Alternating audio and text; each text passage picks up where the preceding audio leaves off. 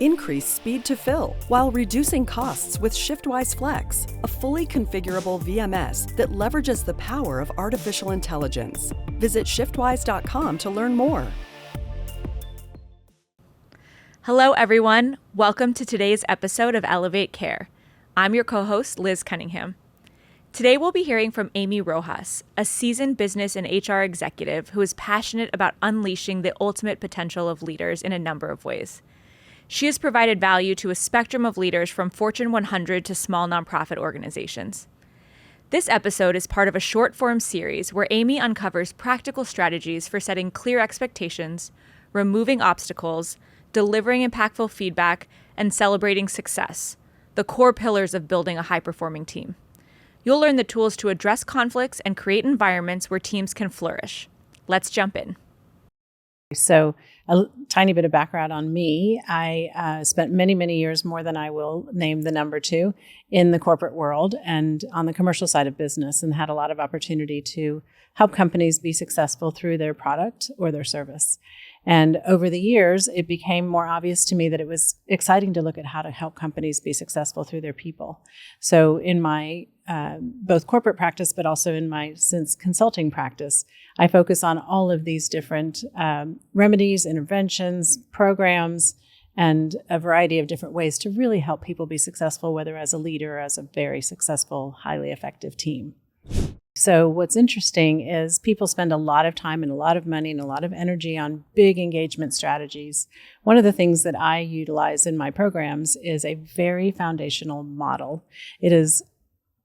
I call it basic, but I don't want to undervalue it. But it's a 4-part model that is just the grounding of what's critically important as a leader to engage your people. And what I often find in my coaching practice or in the work that I do as a consultant is managers just don't do this. And so they just don't get around the basics. So it's really essential that all 4 parts are followed. And what I really profess to the clients that I work with is that bringing them all together is important, but also making it a part of your regular leadership. It's not meant to be something that's added on as a huge, I have to do this now. So the 4 parts are quite simple. There's a lot behind each one of them. So we start with setting expectations, clear expectations. This doesn't just mean setting objectives. I hope that most companies, they don't all, but I hope that most companies have an effective objective setting process. They use SMART goals. They use a lot of the tools and practices that are available to people. This is more about the nuances. This is more about how do I expect you to work? This is more about how do we relate? This is more about team norms and how do we support each other? So oftentimes in my practice, I find that a lot of the issues that arise in teams come as a result of mismatched or uncommunicated expectations. And so really setting clear expectations and all of the nuances behind that is job 1. The second step is about removing obstacles. We don't really think of obstacles as clearly as we should. We often think of there's an obstacle to a deadline, there's an obstacle to a financial resource, but there's so much more to it. And what do we do about it? And how do we as leaders make sure that those fantastic expectations that we've set are achievable? So that's job 2. The third piece of it is effective feedback. I often say to people that while the entire model is important, feedback, if you can do just this alone, has unbelievable value because people want to be developed and they want to know how they're doing. So in this part of the model, there's a very clear feedback tool that's used, a very clear feedback process. It takes a lot of the emotion and the awkwardness and the fear out of giving feedback. And people really learn to ingrain it. At first, it's a little awkward. It's a little difficult at first. But people then learn to ingrain it, and they're so thankful to have a way to talk about feedback, and really to look at feedback as a gift and not as such a hard thing. And then the final piece of it is about celebrating success. So, and we don't just mean having parties or giving awards. There are so many different ways that we can relate to someone and give them the recognition that they want. So oftentimes we give people recognition that's in a form they don't want it. And so learning what's important to your people, the one thing I see often is that people will be publicly recognized in a large group of people, and there's nothing that they want less than to be publicly recognized. So learning how to recognize our people and what's important to them and then delivering it in a way that's really valuable to them. So that's the basic model. As I said, it's pretty foundational, but what's behind each one of the boxes is really where the money is. And not only that, we talk about how hard it is to deliver feedback. When the feedback gets too big, it's that much harder. So it's not only easier for the person to receive it if it's on a regular basis and you're dealing with each high and each low because you just want small blips rather than having a deep dive down. And then that conversation becomes very difficult.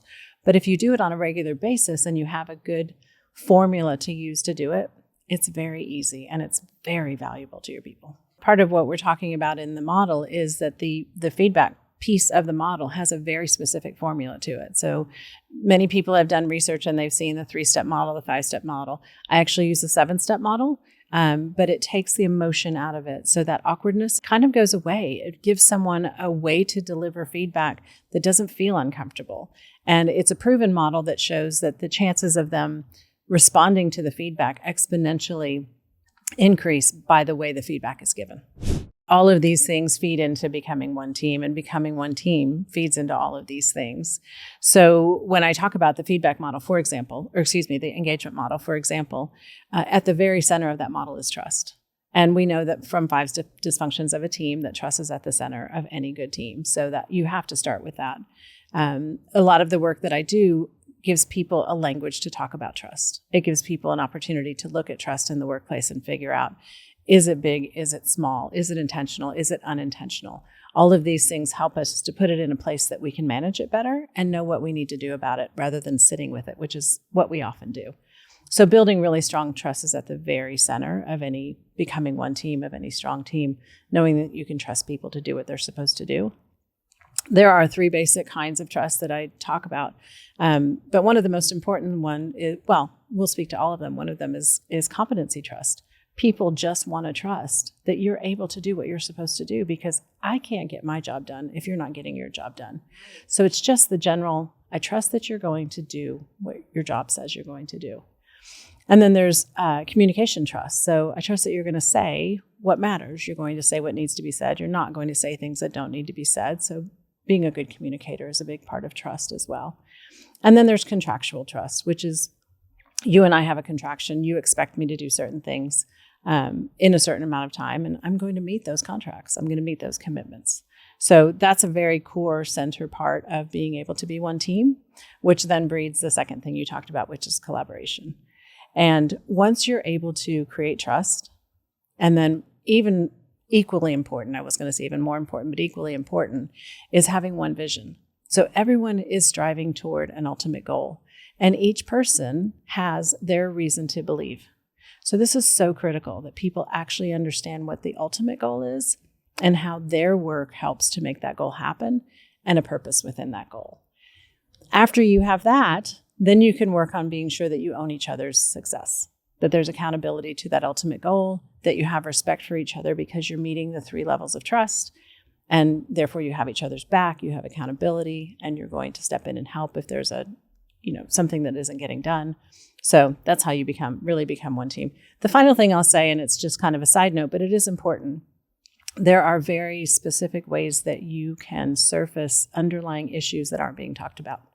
And I don't mean in a big dysfunctional way, but every team has those things. There are just things that are annoyances or in the way that just don't get talked about. And there are some very specific ways that you can surface those things, own them together, and do something about them. So that's the last way I'll talk about how to be one team.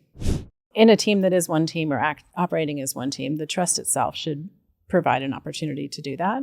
I would say the second thing I would really advocate for leaders to do is to model that behavior themselves.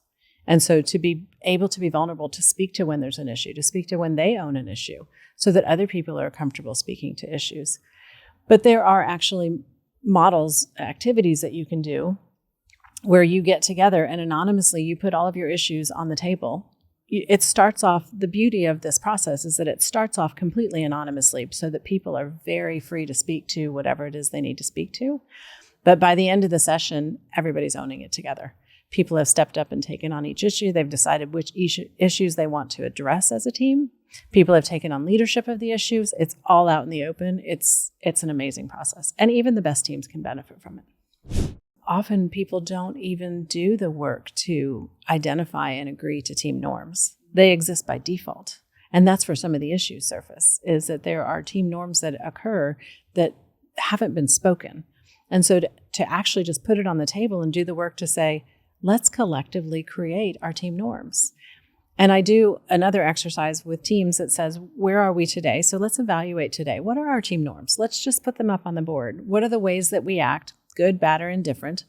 And then let's talk about what good looks like. What do we want them to be? And we evaluate the from here to there. It's always very eye-opening just to speak it out loud and then to have a commitment of which ones they want to change or which ones may have surfaced as a result of doing the first part of that. Trust is fascinating because we start building trust when we are an infant. At the very, very early age of are we getting what we need to survive, we start building trust. And what's fascinating is when we get older and come into the workplace, we have built all of these expectations around trust. We have had experiences, we've had teachings, we've had trainings, we've had all sorts of things that have established our level of trust and whatever that is. It directly connects to the notion of expectations. That then creates expectations.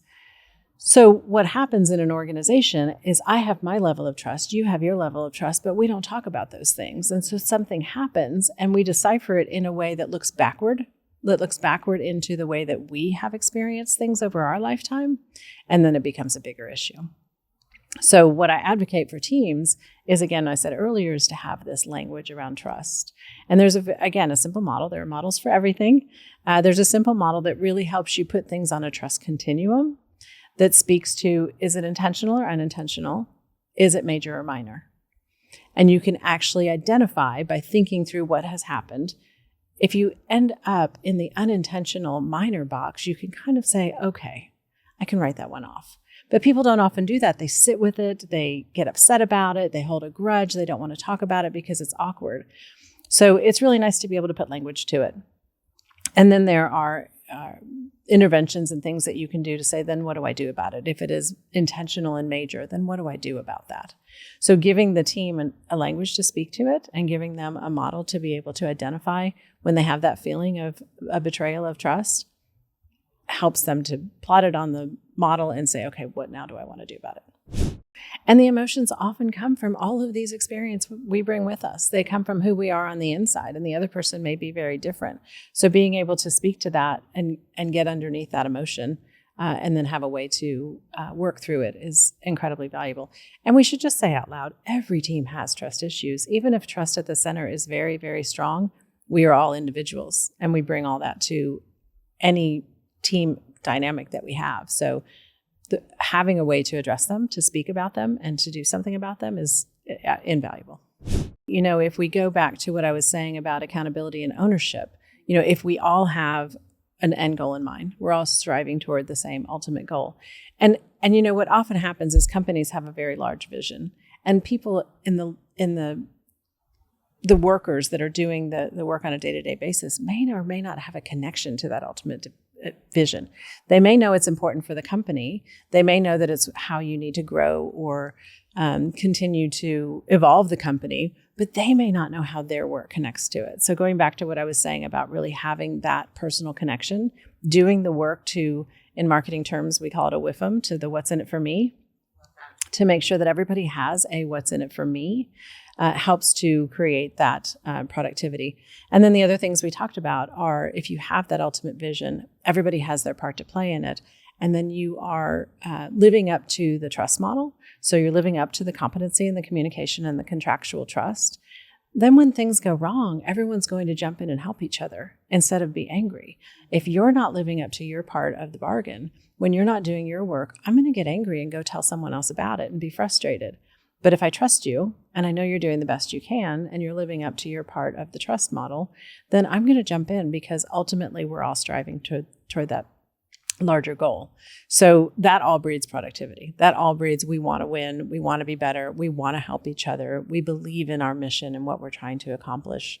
And then honestly, if you go back to the engagement model, if those things are in place with your leader and you are setting clear expectations and you are removing obstacles and you are giving really good productive feedback and you're celebrating success, not once a year, not year-end awards, but on a regular basis, all of those things will breed significantly more productivity. I would say that the single biggest thing is having that clear vision. So what happens often is people are striving towards something and it changes all the time. And when it changes all the time, it's really hard to get on board with it. It's hard to stay engaged. It's hard to trust your leaders because you're going down one path and then you take a right turn and then you take a left turn and then you're asking, where am I and what are we actually trying to achieve now? I had a clear goal, but now it's changed. So helping people to navigate those changes, because guess what? They're going to happen, whether we like it or not. So I'd say the first thing is having a really clear vision and making sure everyone can connect to it is absolutely one of the key things. And then, there are communications, there are tools around impact analysis. I do a pretty extensive what's in it for me exercise with people going through big change to make sure that there's enough of a what's in it for me for people to actually be energized around it. And there isn't always a clear one. It isn't always, I understand why we have to overhaul our enterprise software. Some people might say, I really don't understand that. But at the end of the day, it has to happen. So figuring out how to tease out why it should be important to them, tease out whether it's, again, if you have that joint accountability and people are having each other's backs, you should be interested in it because it's going to help this department be more successful, and that in the end will impact you. So there are just ways to, I'm kind of beating around the bush, but there are just ways to get around that to help when it comes to change, to really increase that engagement and keep people on board with it. Maybe the most critical one is to not undervalue or underestimate the power of foundational work. So sometimes just doing the basics can go such a long way. And we all get busy and we forget and we move on and we just don't pay attention to some really simple things that can have a really, really significant impact. Thank you for joining us today on Elevate Care. If you found this episode valuable, please consider sharing it with a colleague and subscribing to our show on your favorite podcast platform. You can learn more about this episode and our show on our website at amnhealthcare.com. And follow us on social media to stay updated on new episodes and the ever-changing world of healthcare.